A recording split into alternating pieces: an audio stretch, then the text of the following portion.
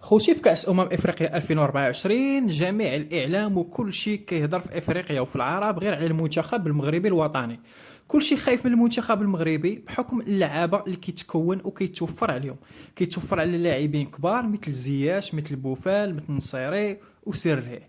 اليوم غادي نشوفوا الاعلام التونسي اللي سلط الضوء على المنتخب المغربي، وغنشوفوا شنو قال على اللاعب عدلي وعلى اللاعب بوفال، وغنشوفوا شكون اختاروا باش يلعب، واش عدلي ولا بوفال. وغنشوفوا شنو هو الكلام اللي قالوا، كلام سبيسيال وكلام غير عادي في حق المنتخب المغربي، وهضروا على الطموحات ديال المنتخب المغربي، وهضروا ايضا حتى على الطريقه كيفاش كيلعب، بالاضافه انهم قدروا انهم يعطيو واحد التشكيله من عندهم ديال المرتقبه اللي غيلعب بها وليد الركراكي في كاس افريقيا.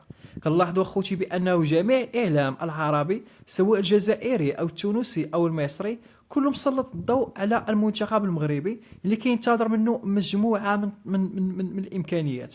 لكن غنشوفوا اخوتي واش هذا الشيء هو مجرد ضغط كيديروه على المنتخب المغربي، او ان المنتخب المغربي اسود اطلس غيبينوا غيبرهنوا على الامكانيات وعلى المستوى العالمي اللي بينوه في 2022 في قطر، غيزيدوا يرسخوه باعلى مستوى في كاس افريقيا 2024. كنذكروا على ان المنتخب المغربي راه كتجمعوا ثلاثه ديال المقابلات في الدور الاول، وفي الحقيقه في واحد الجروب اللي طاح فيه نسبيا كيتعتبر سهل.